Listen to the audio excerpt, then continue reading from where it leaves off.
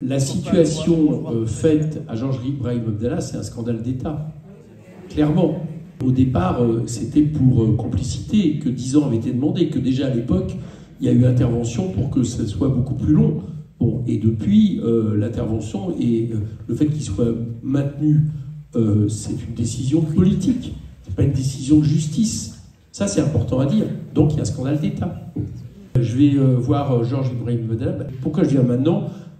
Pour mettre la pression, quoi. Puisque le 20 février, il va y avoir, sur demande, mais ça paraît aberrant quand on dit ça, sur demande du parquet antiterroriste, il va y avoir à nouveau une décision sur l'appel qui est fait. J'étais en train de regarder les dates, là, mais on parlait de Mandela. Mandela, il a été 28 ans en prison. C'était le plus vieux prisonnier politique au monde, d'accord? Qui d'ailleurs, à l'époque, était traité par l'Afrique du Sud comme un terroriste. Bien. Abraham Serfati, marxiste, marocain qui a été en prison 17 ans. Et après Mandela, quand Mandela a été libéré, c'était le plus ancien prisonnier politique au monde. Bon, je pourrais même parler de Marwan Barghouti, 22 ans en prison. Mais 41 ans en prison. Mais enfin, dans quel pays sommes-nous pour que quelqu'un, pour ses convictions, qui clame son innocence depuis le début, où aucune preuve n'a été apportée, et depuis 41 ans en prison, et faire en sorte que la France détienne le record en termes de prisonniers politiques en Europe. Enfin, mais je suis même sidéré, quelque part, que tout ça, non seulement tout ça existe, mais que ça ne suscite pas plus de mobilisation. C'est insensé. Il n'y a pas... Si vous regardez les auteurs d'attentats terroristes, reconnus, connus, ils ont été libérés depuis de longue date. Longue date. Et lui... il le nie. Je rappelle que les services français territoriaux, au moment où il y a eu ces assassinats en 82, estimaient qu'en réalité ça venait de l'Iran, d'accord? Donc il y a eu des contre-feux, et simplement parce que les États-Unis en réalité font pression, on a un parquet national antiterroriste qui demande son maintien en prison. Enfin, c'est insensé. Moi, c'est plus que révoltant. Bon, tout simplement parce qu'il n'a jamais appliqué ses convictions.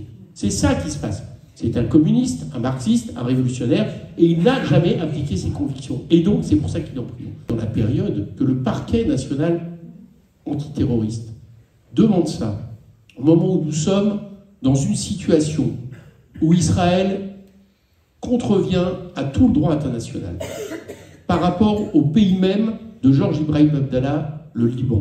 On rappelle, en envahissant le Liban à plusieurs reprises.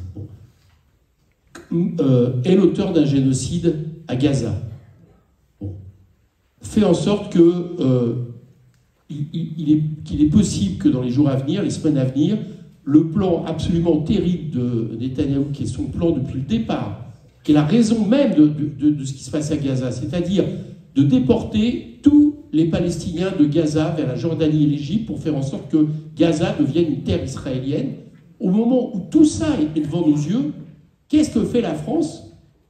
La France, via son parquet national antiterroriste, demande le maintien en prison de Georges Ibrahim Abdallah. Je trouve qu'il y a un effet miroir absolument dramatique.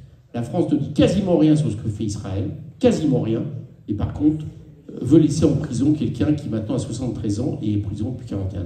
Donc tout ça, voilà, ça justifie que je sois là et que j'essaie de mobiliser à la hauteur de ce que je peux faire.